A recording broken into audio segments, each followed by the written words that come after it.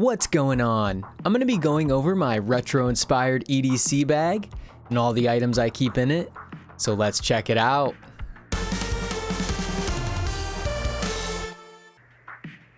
Starting off with the bag.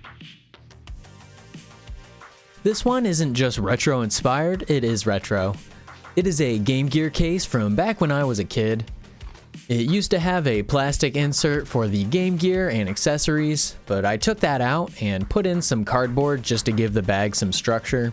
It's just one big compartment, so there's not a lot of organization, but it works for what I'm using it for. Now going into what's actually in the bag, first up is my pen and notebook that I've been carrying around.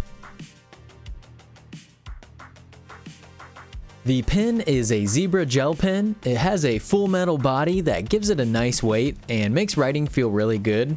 They come in all different colors, so they really are the gel pen for adults. It also has a cool clip on it. For the notebook I've been using, it's the Field Notes black notebook. It's small enough to fit in your bag or your back pocket, but still has plenty of room to write. I went with the dotted graph paper version because it can be used for writing, or if I have an idea, I can sketch it out and start the initial design phase here. Next up is the Retroid Pocket 2. I have it in this Pikachu Game Boy Color bag that I have from when I was a kid. It's a bit of a snug fit, but it works just fine. For the Retroid Pocket 2, it's a handheld retro game emulator that emulates up to PS1 and can play some Dreamcast, N64, and PSP games, but not all of those work. It runs Android, so it takes a little bit to set up, but you can really customize it to be what you want it to be. I have a ton of videos on this on my channel if you want to check them out. Now for my earbuds, it's still the Turtle Beach Battle Buds. I've been rocking these for a few years now and still haven't had any need to upgrade yet. They have pretty decent sound quality with built-in controls. It even includes a detachable mic for better sound quality. I might be looking into some wireless earbuds for the future, so if you have any recommendations, leave them in the comments. This is my laptop of choice. I have it in this custom-made sleeve as I couldn't really find anything that would fit it. This is the GPD Win Max. It's a mini PC with built-in game controls. This model has a 10th gen i5, so it's pretty capable. You can use it for productivity on the go with a small footprint, and it can also be used for games. It runs a lot more than you would think. A lot of older AAA titles can run on it, like the Halo Master Chief Collection, and even some newer ones like the Resident Evil 3 remaster, and it's great for indie games as well. For productivity, it's a lot better than you would think, as the keyboard does not look great, but when actually using it, it's pretty easy to get used to. The trackpad works pretty well also. For gaming, the controls are actually really nice as well. They also look a little bit weird, but they ended up being pretty good. The buttons and D-pad feel just like the Vitas, while the thumbsticks don't really feel like anything I've ever used before, but they're still pretty good. The triggers and bumpers are just micro switches, so they're decent as well. If you want to check out more on this, I have a bunch of videos on my channel also. Now for the rest of the miscellaneous things in my bag. First is the lowest profile Bluetooth mouse that I could find. I just use it with my laptop and it can fit basically anywhere. Next is a hacky sack for when you're chilling with some friends outside.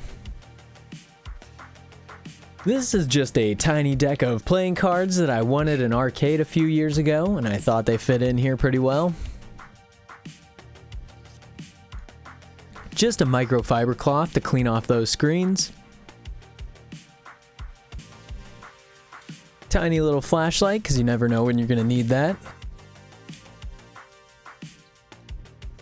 Then the tech deck for the ultimate nostalgia. Got that John Hill model, so you can bust out some kickflips wherever you go.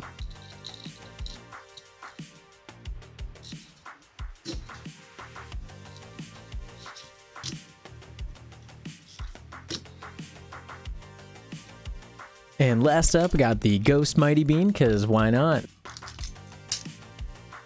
Now on to what's in my pockets. The first thing I have is the Galaga Micro Arcade.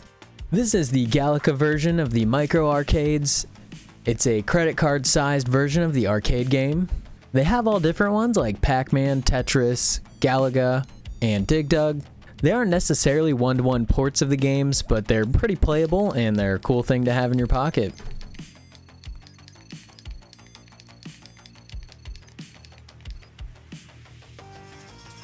Next up are my keys. They're on this lanyard that has a buckle in the middle for easy access to them. With my keys, I have these two screwdriver tools. One's a flathead and the other's a Phillips.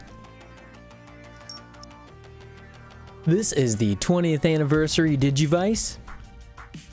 It's a remake of the original Digivice with a lot of Digimon to get.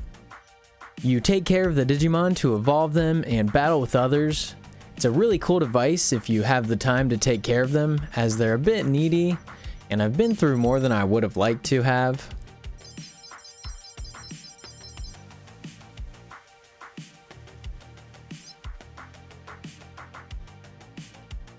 Now for this 3D printed door grabber.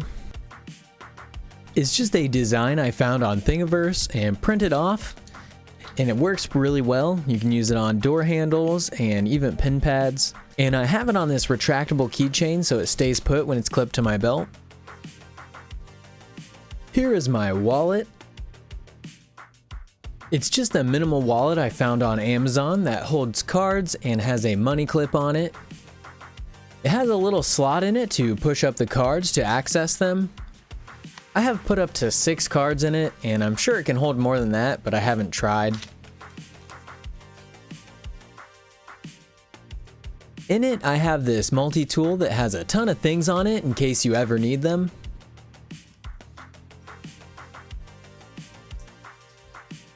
Now for my knife. It's an Elk Ridge Iridescent pocket knife that I got on a trip to Tennessee a couple years ago. It's pretty small, but it should be able to cut through most things.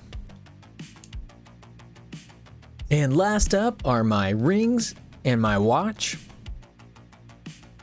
For my first ring, it's a spinner ring that has a 6-sided die on it, so it acts as a cool fidget toy, and it also is a die.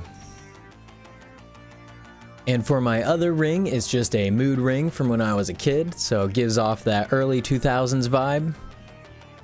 Now on to the watch. It's the Casio Databank Calculator watch.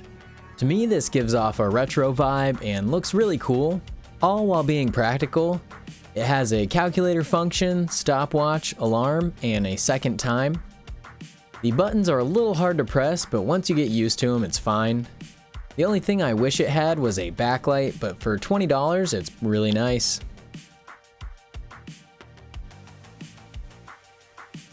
That was my retro-inspired EDC. Let me know which item was your favorite and what you want to see in the next EDC video in the comments. If you enjoyed, don't forget to give the video a like and subscribe for more content. Thanks for watching. Oh my god, I suck.